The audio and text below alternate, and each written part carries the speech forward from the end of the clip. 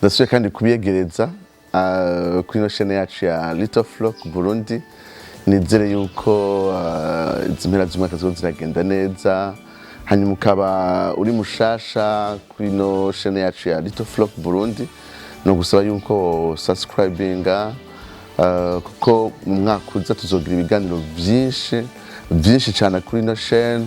Mwari munamenyereye nza ngaha kuri chaîne ndi jenyene kuva dutanguye iyi chaîne, mugabo mu mwaka uza nzokorana ibiganiro n'abantu batandukanye dukora ku masuje atandukanye y'ijambo ry'Imana. Rero karibu cyane, ukaba uri mushasha cyo kamaze iminsi unkurikirana mugabo utigeze ugira subscription, no gusaba yuko wo subscribinga kugira ngo ibiganiro byinshi cyane bizohaca mu mwaka uza ntuze usigwe na kimwe. Rero karibu cyane, no munsi niyumviye ko twokorana ikiganiro kijanye no guhimbaza umwaka. Ijambo ry'Imana ribivuga ko, novuga ko ahanini nzagerageza kubafasha gutahura ibikunda kuba iyo turahimbaza umwaka mushasha, tuva muri umwe twinjira mu wundi. Ibintu bikunda gukorwa kenshi haba mu mashengero, haba muri societe. Mbega kahise kabivuga kwiki? Mbega Bibiliya ibivuga kwiki? Mbega abakristo bakwiye kubyifatamwo gute? Novuga ko ahanini aribyo tuza kuganirako. Mu minsi heze narakoze ikiganiro kijanye n'ivya Noeli, n'inkomoko za Noeli, n'ingene umukristo akwiye kubyifatamwo, ariko nabikoreye kuri Siren Vibes. Ariko uno munsi nifuje ikiganiro kijanye n'umwaka no guhimbaza umwaka mushasha, tubiganira turi hano nyene kuri no chaîne yacu ya Little Flock Burundi. Mu mwanya muto cyane, mu minota mikenya cyane, ndaza kugufasha kubona kahise ingene ibihugu bitandukanye, imico itandukanye cyane muri kahise bahimbaza umwaka mushasha, na bimwe bakora hari ishusho yavyo dusanga uno munsi no mu mashengero. Ubwa kabiri turaza kuraba iminsi mikuru iri muri Bibiliya Imana yarabwije Abisirayeli guhimbaza ni yahe. Mbega umwe muri iyo minsi ukunda kwitwa nk'umunsi w'umwaka mushasha ku Bayahudi, tuza kugaruka kuri Yom Teruah, cyangwa bamwe bazi kuri Rosh Hashana. Mbega uwo munsi mukuru ushaka gusa n'umwaka mushasha, mbega Abayahudi bawuhimbaza gute? Mbega twebwe bitwigisha iki? Hanyuma ubwa nyuma tuza kugaruka tuvuge tuti mbega iyi minsi mikuru harimo n'uwo munsi wa Yom Teruah cyangwa umunsi mukuru w'inzamba, la fête de trompette, mbega utwiye kutahura gute nk'abakirisu mu isezerano rishasha? Hanyuma tuza kurangiza nyene twifurizanya umwaka mushasha. So karibu mu minota mikenya tujana. Ikintu ca mbere dukwiye kumenya nuko ivyo guhimbaza umwaka mushasha ni ibintu abantu benshi bakora kandi bakoze muri kahise. Amadokima ya mbere ya kera yerekana ko mu kinyehumbi ca kane imbere ya Yesu Kristo, abanyababuloni bahimbaza ibijanye n'umunsi mukuru. Iyo ariko barahimbaza umunsi mukuru w'umwaka mushasha, murambabarira, abanyababuloni nko mu myaka y'ibihumbi 4 imbere ya Yesu Kristo, bimwe mu vyo bakora umuntu atangura kubibona uno munsi umenga birafitaniye isano gatonya n'ivyo dukora. Kimwe cyo nuko abanyababuloni iyo ariko barahimbaza umwaka mushasha nkuko bisanzwe bimeze, bino bintu byo guhimbaza umwaka mushasha n'ibindi bigenda bifatana n'ivyizego umuntu aba afise. Kandi none munsi muze mu biraya ariko barahimbaza iminsi mikuru, haraseruka mbega umuntu yizera iki? Abantu bakera ariko barahimbaza umwaka mushasha vyaba bifatanye n'amacroyance. Ku banyababuloni baba ariko barahimbaza intsinzi y'ihigwamana bita Mardouk, ari le dieu du ciel, Imana iganza ikirere. Hanyuma kandi iyo Mana iganza ikirere yaba ari Imana nziza, ariko hari yindi Mana bita Tiamat, yaba ari ikigwamana kazi, la déesse de la mer. Bizera yuko ico kigwamana kiva mu kiyaga bita Tiamat, arico ki responsable y'ibibazo n'ingorane ziba mw'isi. Rero iyo ariko barahimbaza umwaka mushasha, bawuhimbaza mu kwezi, novuga nti mu kwezi bo bahimbaza kabiri, bawuhimbaza mu kwezi nyuma y'amezi 6. Barahimbaza umwaka ugitangura haheze amezi 6 kongera kandi bagahimbaza umwaka mushasha. Bahimbaza kabiri, tuza kuraba ingene itariki y'ukwezi kwa mbere y'ukwezi kw'indwi, itariki ya mbere y'ukwezi kw'indwi bayihuriza ko n'Abisirayeli n'undi munsi bita Rosh Hashana tuza kugarukako. Rero bariko barahimbaza uwo munsi mukuru abanyababuloni, kwaba ari ukuvuga ingene Mardouk nk'imana y'ikirere ifise intsinzi ku bibazo vyose bishika muri nosi. Rero ni muri uwo mutima uguhimbaza kwabo kwaba kurimo kwitega ibyiza byinshi iyo mana Mardouk igiye kubahereza. Abaromani bari bafise nabo nyene ingene bahimbaza ivy'umwaka mushasha, nabo nyene byaba bifitaniye isano n'ivyizerwa bafise ku mana zabo. Muribuka ntarashika kure nibutsa abantu yuko kera abantu bariko baraharura umwaka n'amezi bari bafise calendrier lunaire, ni kuvuga bari calendrier ihagaze ku mboneko z'ukwezi, ntiyari calendrier ihagaze sur un calendrier solaire nk'iyitwe dufise no munsi. Wasanga rero murambabarira n'abaromani nabo nyene wasanga umwaka wabo ufise amezi 10 n'imisi amajana 34. Ariko Jules César, l'empereur Jules César, mwaka 1946 arahamagara aba scientifique, aba astronome, arahamagara aba mathématicien kugira ngo bakore un calendrier nshasha, novuga ni ihagaze sur iri solaire, ihagaze ku zuba. Niho itariki ya mbere y'ukwezi kwa mbere yashigwaho nk'umunsi wa Bonne Année. Imbere yaho barafise ukundi kuntu byagwa mu twoja kutwobijamo ngira byohava bibarambira, ariko bya le 1er janvier nk'umunsi wa Bonne Année byatangiye gushingwa na Jules César mu mwaka 1946 kugira ngo baheje gukora calendrier nshasha itahagaze ku mboneko z'ukwezi mugabo iri en calendrier solaire. Ico gihe rero uko guhimbaza umwaka mushasha baciye bavyitira ikigwamana cabo citwa Janus.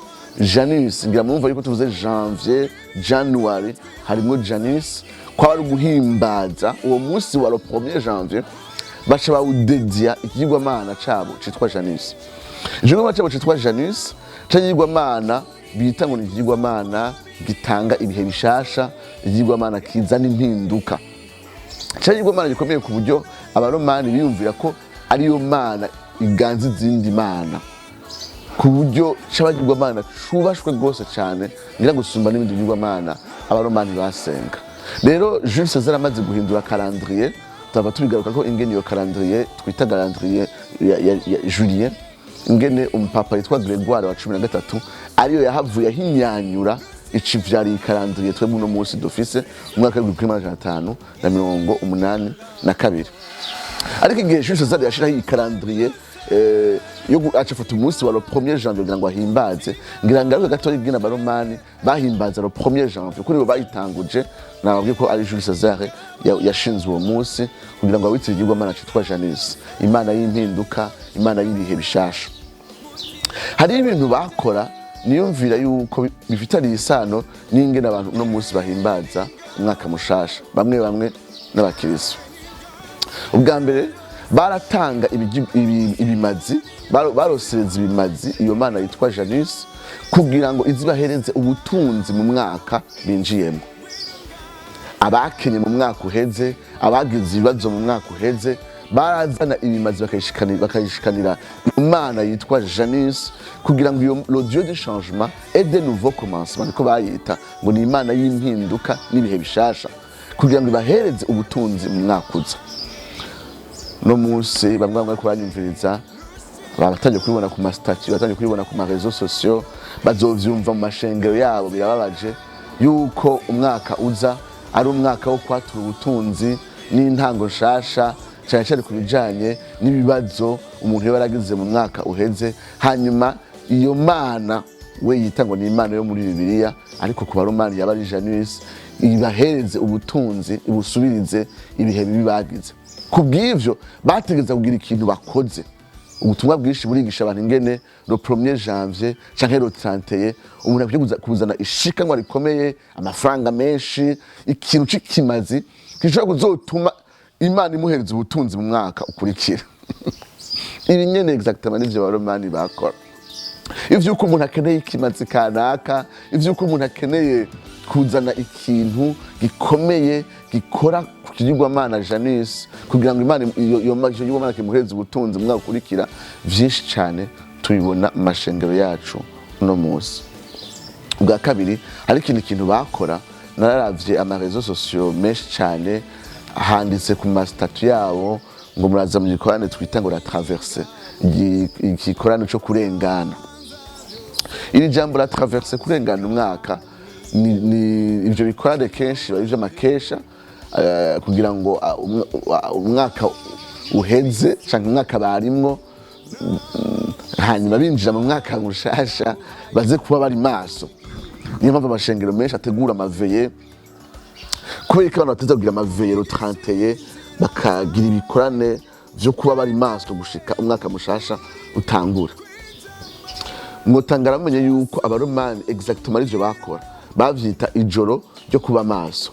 Iyo rero baragira iryo joro ryo kuba maso yabara amakesha yabara 31 nyene nkuko ibikorane vyinshi by'amashengero bimeze, kwari kugira ngo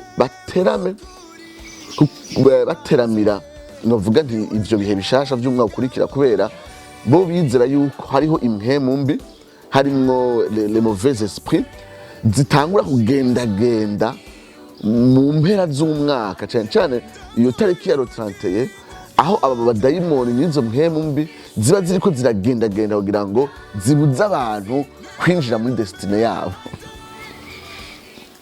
Rero iyo abantu bari maso, abaromani bari maso le 31, kwari kugira ngo babe maso kugira ngo izo mpemu mbi, izo mauvais esprits ntizihave zibacamwo, kuko usinziriye iyo 31 usinziriye ukavyuka le premier, hari gihe usanga izo mpemu mbi zakubwiye akantu, zakujese le mauvais sort n'ibindi. Ivyo biri mu vyavyaye amaveye, amakesha n'amatraverse n'ibindi. Ikindi kintu cakogwa mu gusenga igwamana Janus dukunda kubona cecene mu bantu badakijijwe bwari ubusambanyi. Ngira ngo abantu bakunda kuvuga ingene abana benshi basamwa le 31 canke le premier bakavuka mu kw'icenda canke mu kw'icumi. Nuko mu bantu b'isi ni kuvuga ko hageze ujya munsi batangiye guharura amasegonde kugira ngo umwaka mushasha winjire, abantu baca bihakamo ngo dukunda kubikora. Mbwa ari ikintu abisi bakora, umwe wese asomana n'abantu nka batanu bamukikuje, nimba ari muri bare, nimba ari muri night club, aca ntuvuga ngo uyu muntu turakundana ngo ni umugabo wanje, uca umusimbira ko ukamusoma ukagira ibiki, mukipermettre ibintu byose bishoboka. Ico gihe umenga ibintu byose baravyemerewe. Ariko abaromani barabikora, bo baca bagira n'ubusambanyi bwinshi, ariko vyaba bifatanye n'ivyo vyizerwa vyabo yuko iyo rite bakoze yo guhuza ibitsina biri mu bituma Imana ibahereza ibihe bishasha mu mwaka ukurikira. Ngira muri amajambo make y'imvuze murabona ingene kera bahimbaza umwaka mushasha, n'ingene bimwe byahavuye bitangura kuja mu ishengero. Hanyuma nobabwira yuko nko muri concile y'Itour, concile de Tours yabaye umwaka wa 567, abarongozi b'ishengero ku isi bagiye hamwe barahagarika ije no guhimbaza umwaka mushasha. Hari umwaka wa 567 basanze ije no guhimbaza umwaka mushasha bifitaniye isano cyane no gusengirwa abana Janus, kandi habamwe ibyaha byinshi mu bwami bw'abaromani. Bacarahitemo ngo umwaka wa 567 bahagarika ije no guhimbaza umwaka mushasha. Nabwira yuko vyagumye uko gushikaho papa yitwa Gregoire wa 13 asubiyemo calendrier kugira ngo iyo Jules César yari yakoze umwaka wa 46 ayisubiremwo, ari nayo no musi dufise twita le calendrier grégorien. Uwo mupapa Gregoire wa 13 yagerageje gusubiramwo umwaka wa 1582. Uwo mupapa rero niyo yaciye asubira kandi aragarukana ije no guhimbaza umwaka mushasha le 1er janvier no kubakirisu bose, kuko yaje gusubira muri iyo calendrier ibintu ishengero ryari ryahagaritse kuva mu mwaka wa 567 inyuma ya Yesu Kristo. ibi rero bica bishikana kuri poyanje ya kabiri, mbega iminsi mikuru ihimbazwa muri Bibiliya itwigisha iki? Harimwo numwe muri iyo minsi ufitaniye isano n'ibijanye n'umwaka mushasha. Mbega hamwe abakirisu bariko barahimbaza Imana kubw'umwaka mushasha bokora iki? Mbega abayahudi babikora gute? Mbega uwo munsi mukuru twita Yom Teruah canke Rosh Hashana canke la fête de trompette, umunsi mukuru w'inzamba w'akaruru k'inzamba, mbega uwo munsi mukuru tuwutahure gute mu isezerano rishasha, tuwutahure gute muri Kristo, utwigisha ku bijanye no guhimbaza umwaka mushasha? Nimvira ko ivyo tuja dufata umwanya mutonya tukarabira hamwe. Ndibaza rero yuko abakirisu iyo kubahimbaza ibijanye n'iminsi mikuru, ni vyiza ko basubira bakiyumvira ati mbega abayahudi babikora gute? Abayahudi n'ivyo bakora birafise akamaro kadasanzwe ko kuturongora ku bijanye no guhimbaza iminsi mikuru. Pawulo ariko arandikira Abaromani mu gice cya 3 ku murongo wa 2 ababwira ati mbega umuyahudi arasumba abandi? Ati ni by'ukuri arasumba abandi muri byinshi. Ati bwa mbere na mbere abayahudi nibo babikijwe ivy'Imana yavuze hariya mu gitabo c'Abaroma cya 3 ku murongo wa 2. Iminsi mikuru abayahudi bari barahawe, iminsi mikuru ishika ku ndwi. Iyo minsi mikuru tuyisanga mu gitabo c'Abalewi igice cya 23. Iyo minsi mikuru yiravye yitwa ngo iminsi mikuru y'Uhoraho, les fêtes de l'Éternel. Ntiyari iminsi yo kwiryohera muri kameremere kabo, yitwa les fêtes de l'Éternel.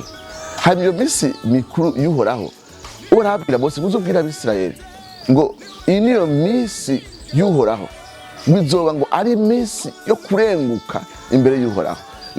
Izoba ari iminsi ya sainte convocation, yo kuza imbere y'Uhoraho. Ati kandi iyo minsi niyikurikira. Iyo minsi mikuru wiravye igabuye mu buryo bubiri, kandi wiravye ingene igabuye mu buryo bubiri bifitaniye isano n'amasaison y'uburimyi y'Abisirayeli.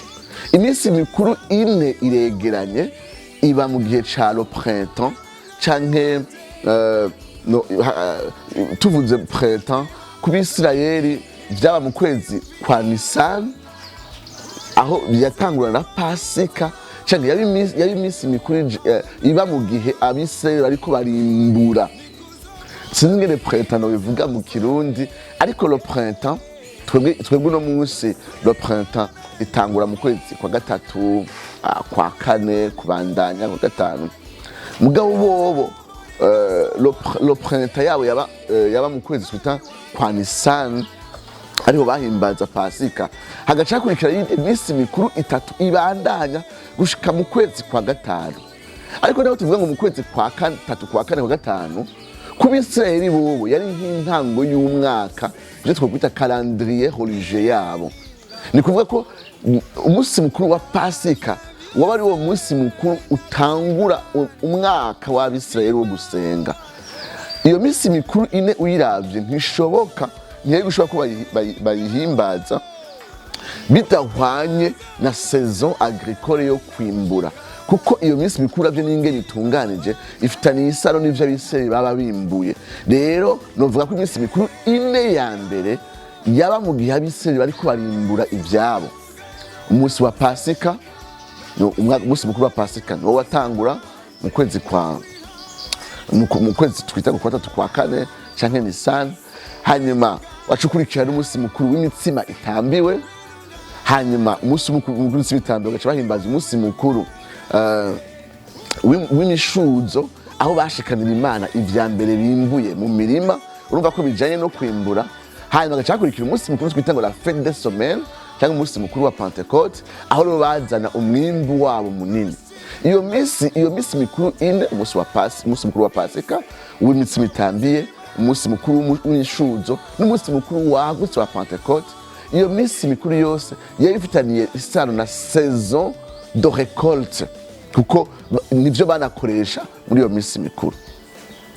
Havuye iyo minsi mikuru ine yegeranye, uretse umunsi mukuru wa Pentecote waza kuba ku munsi wa 50 inyuma y'umunsi wa Pasika, indi yose iregeranye iva mu kwezi kwa 3 kubana ku munsi kwa 5 kuri calendrier yacu y'uno munsi.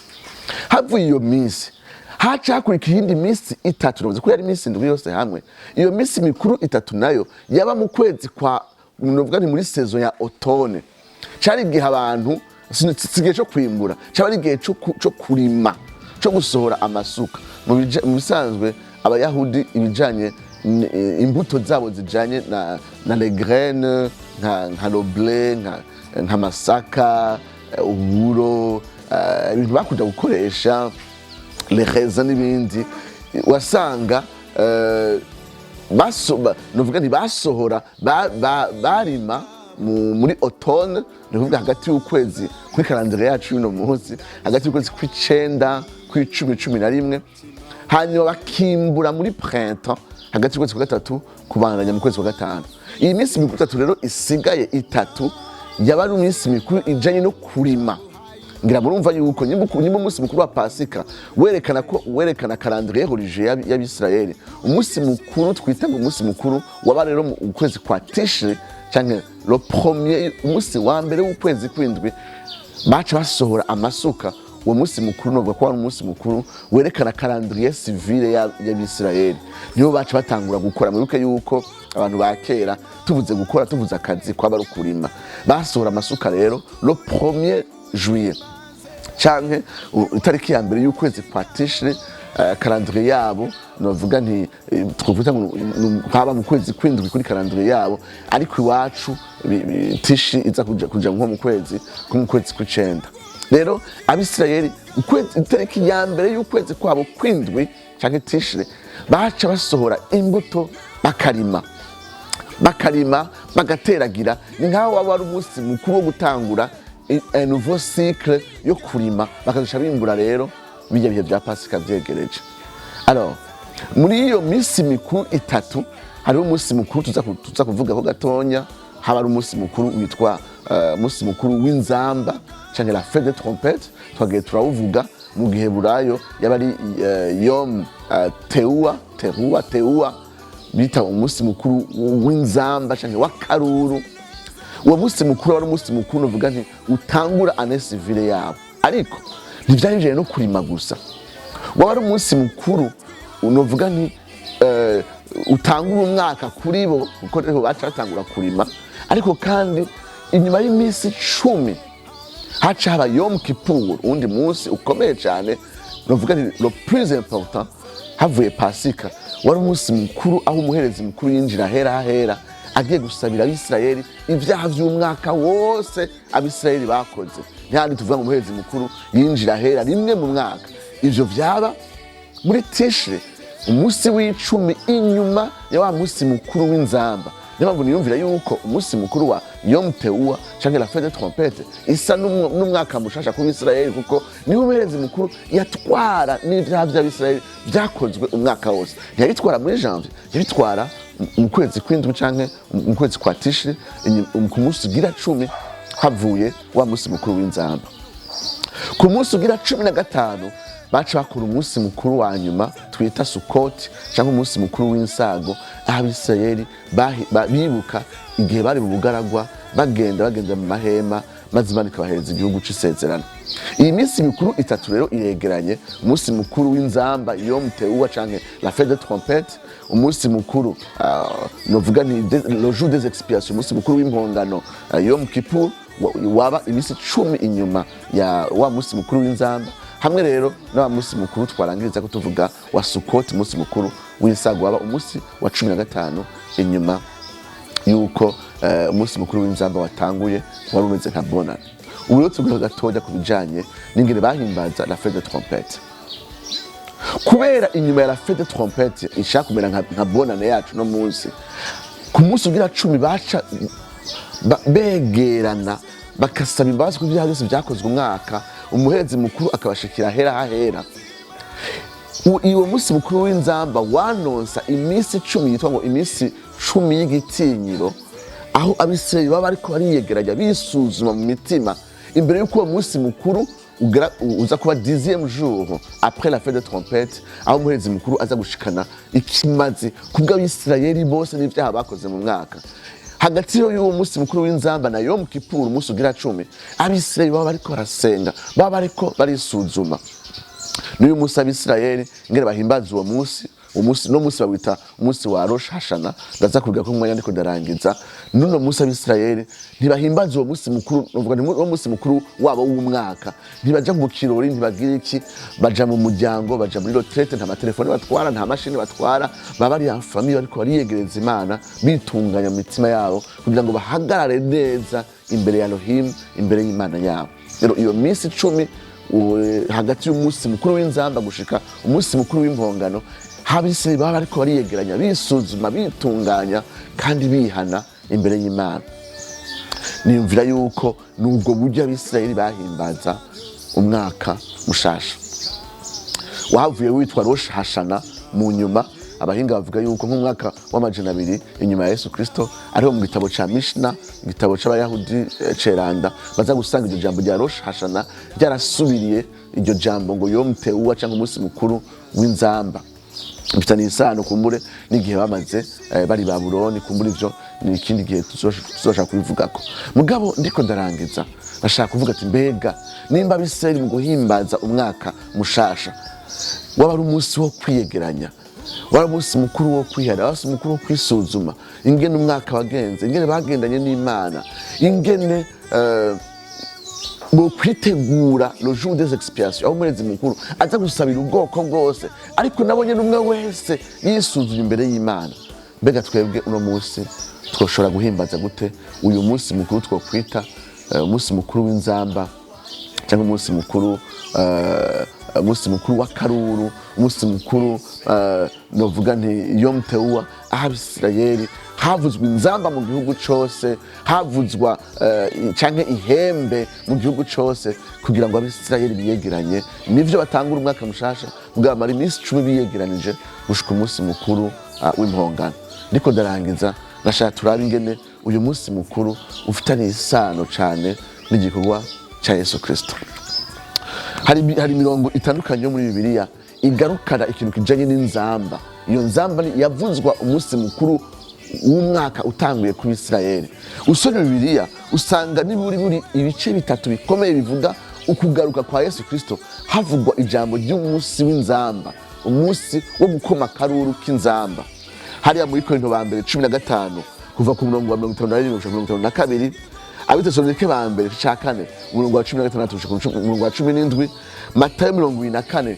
kuva ku murongo wa 33 aho hose tubona ngo umumarayika mukuru azovuza inzamba maze abera begeranye bavuye ku mpande zine zose basanganire umwami Yesu Kristo. Rero uyu munsi mukuru w'inzamba utwibutsa igihe inzamba izovuga kugira ngo twinjire mu bihe bidasanzwe byo kubana n'umwami ibihe byose. Mwibuke yuko iyi minsi mikuru yitwa iminsi yo kurengukanwa imbere y'Uhoraho, les saintes convocations. Iyi minsi mikuru havuzwe inzamba kugira ngo abisirayeli bakoranire imbere y'Uhoraho. Usomye mirongo imwe Zaburi 15 kuva ku murongo wa 1 ku 5 cyangwa Zaburi 24 umurongo wa 3 kushika ku murongo wa 5 ngubega ninda azorenguka imbere y'Uhoraho, ninda azohagara ku musozi w'Uhoraho, ati n'umuntu yejejwe n'umuntu atunganye. Rero waba ari umunsi wo kurenguka imbere y'Uhoraho, ariyo mpamvu bamara iminsi 10 bitunganije. Natwe nuko nyene turindiriye uyu munsi tuzorengukanwa imbere y'Uhoraho, turindiriye umunsi wo guhura na Yesu Kristo nkuko Bisirayeli bayita mu minsi yo kurenguka imbere y'Uhoraho.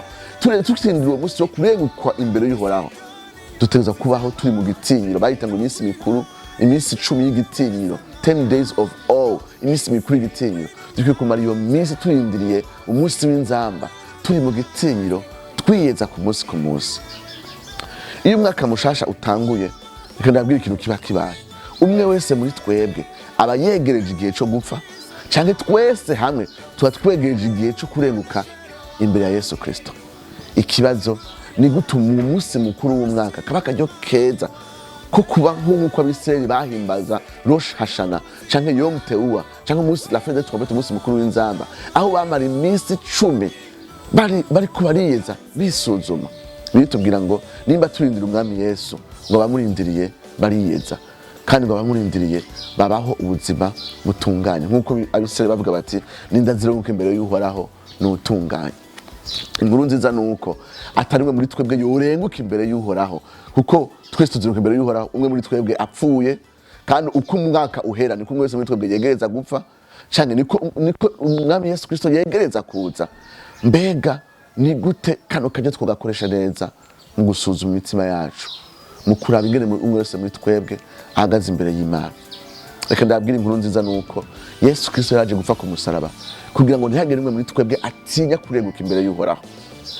Reka ndakubwire uri kurahimbaza umunsi mwaka mushasha, wewe ari umwaka ko ari umunsi ukwibutsa ko hageze ariko haregeza kurenguka imbere y'Uhoraho. Ariko mbega uriteguye? Nta n'umwe muri twebwe yokuba uwibereye kurenguka imbere y'Uhoraho kiretse uwogejwe n'amaraso ya Yesu Kristo, kiretse wa wundi yatangiwe impungano na Yesu Kristo. Yesu Kristo n'ikimazi ciwe nivyo biturengutsa imbere y'Imana. Abizeye ico kimazi babaho ku munsi bifuza gushushanya na Yesu Kristo gushika umunsi azozira bagahinduka gose, bagasa gose nawe, bagashushanya gose n'ishusho yiwe. Nashaka ndangize ndabifuriza nivyo umwaka mwiza. Abayahudi bavuga ngo shana tova, ngo umwaka mwiza, canke shana tova umetuka, ati umwaka mushasha kandi uryoshe, umwaka mwiza kandi uryoshe ndawubifurije.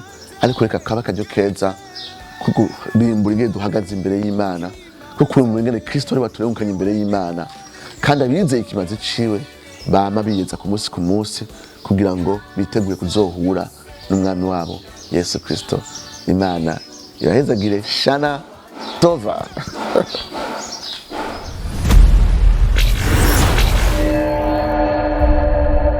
Yemye bashobotsa ntimutinye kuko